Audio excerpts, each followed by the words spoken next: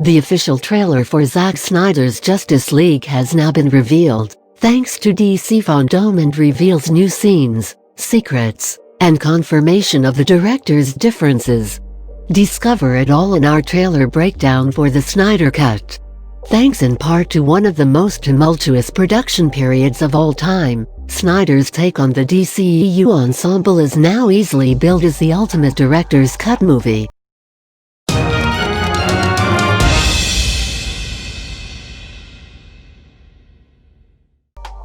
Darkseid's debut. The trailer wastes no time in giving us our very first look at Darkseid.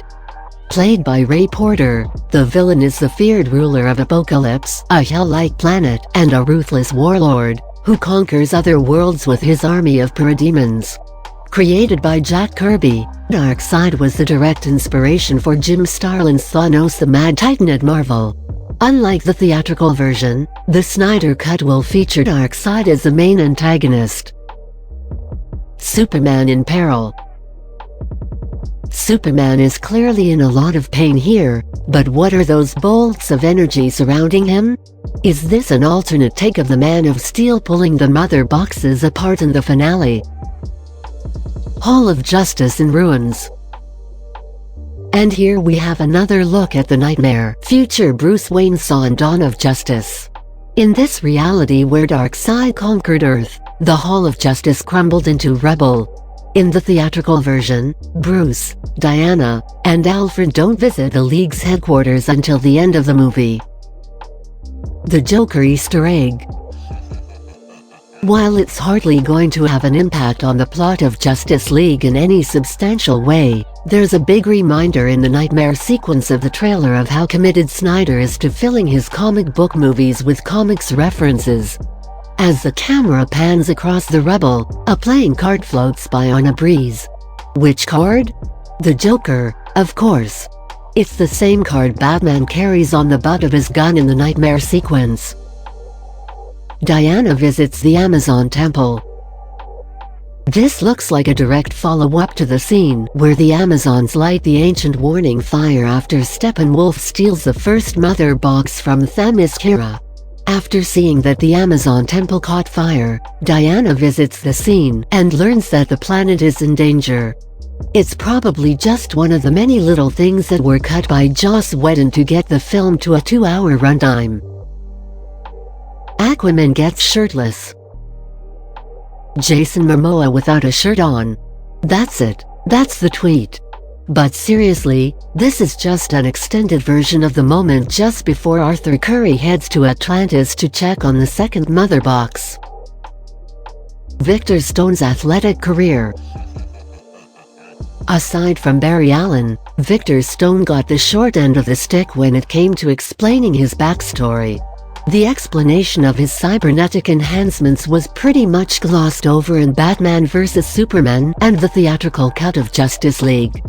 Fortunately, it looks as though Snyder will dive into Stone's life before an explosion killed his mother and left him grievously injured. Superman's black suit. Much ado has been made about the inclusion of Superman's black or recovery suit. Here we can see him visiting the Antarctic fortress of Solitude while wearing the black and silver costume.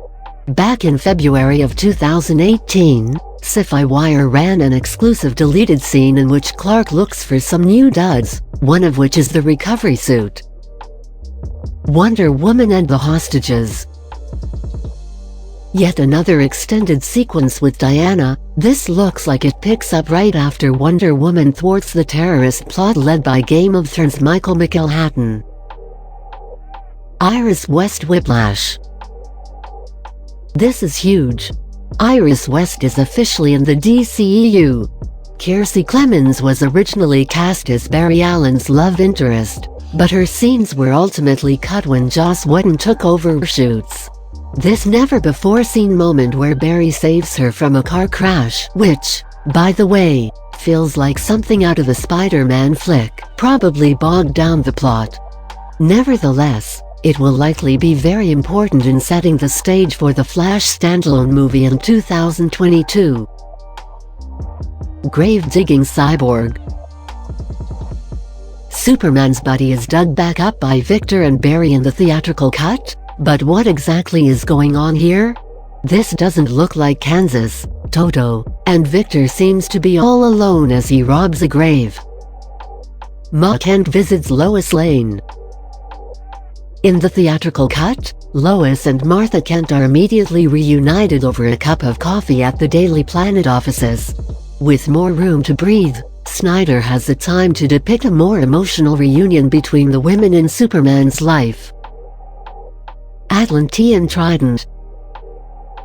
After Steppenwolf gets away with the Atlantean mother box in the theatrical cut, Arthur and Mara have a short conversation about his mother, Queen Atlana, and his duty to protect the world. "I'm gonna need something from you," Arthur says to her. He later shows up underneath Gotham Harbor with a snazzy wetsuit and trident, so we'd wager this shot comes from a scene where Mara hooks Arthur up with some Atlantean swag. Welcome to Apocalypse. Yet another glimpse at the hellscape that is Apocalypse. Or is this Earth after Darkseid's conquered it? Lois is the key. Darkseid revealed on Apocalypse. Steppenwolf and Darkseid aren't the only apocalyptian villains in Snyder's cut of Justice League. The third prong of their triumvirate comes in the shape of Darkseid, played by Peter Guinness, who appears for a brief reveal in the wake of another shot of Darkseid on Earth. Staggering Cyborg. It's a little Terminator-esque to see Victor shuffling along on what can only be an injured leg. One can only guess what happened to him, but come on, Barry. You're right there, give your team member a hand. R.I.P. Silas Stone. Silas, Victor's father, is nearly killed in the theatrical cut by Steppenwolf, but ends up saved by the Flash. Based on this, Snyder planned to disintegrate Stone Sr. with the power from the mother box as Victor looks on in horror. Is he trying to destroy it before Darkseid can get his hands on it? Whatever the answer, Victor's death resembles John Osterman's in Snyder's 2009 adaptation of Watchmen. Steppenwolf 2.0. Snyder recently teased his more menacing design for Darkseid's Horned Lieutenant. Now we can see his arrival in all its spiky glory at Themyscira for the first Mother Box. Superman vs. Steppenwolf. Here's another look at the new and improved Steppenwolf as he clashes with Superman within a nuclear reactor in Russia. We don't have much to say about it, except that it looks cool. Flash and the Speed Force. There are a couple of shots of the Flash and the Speed Force that clearly come at the end of the movie as the League battles Steppenwolf. It's already been widely speculated and indeed revealed before the Snyder Cut had an official release. In Snyder's version, Barry Allen travels back in time as part of the battle, and these sequences clearly show that rather than him speeding around evacuating civilians as he did in the theatrical cut. Cyborg's powers and training revealed. The reason Cyborg is the key to undoing Steppenwolf's invasion and stopping the unity of the Mother Boxes is that he is phenomenally powerful.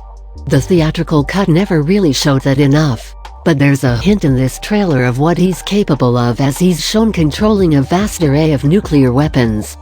As revealed in deleted scenes breakdowns, this is likely part of a virtual reality training sequence that also sees him fighting a Nazi base. The new Justice League hero shot. Unsurprisingly, the Snyder trailer includes a hero shot for the Justice League. A similar version of this one was included in the theatrical cut, but the differences here are notable. The tone is way more reminiscent of Snyder's filmmaking approach. The color scheme has been changed back to his intended palette, and Superman is wearing his black suit. It is immediately iconic and the kind of shot these trailers are built around. He's never fought us. Not united. The only bit of dialogue in the entire trailer comes right at the end as Barry Allen weighs up the threat of Steppenwolf. reiterating that he's already cut a bloody swath through the universe. Batman's defiant slogan might as well be the synopsis for the entire movie. It is the message of hope on which the whole thing is based, and is something of a reward to fans. It also feels like a rallying cry for the Snyder Cut movement. It was, after all, included on the back of the Zack Snyder's Justice League hoodie by Snyder himself. So,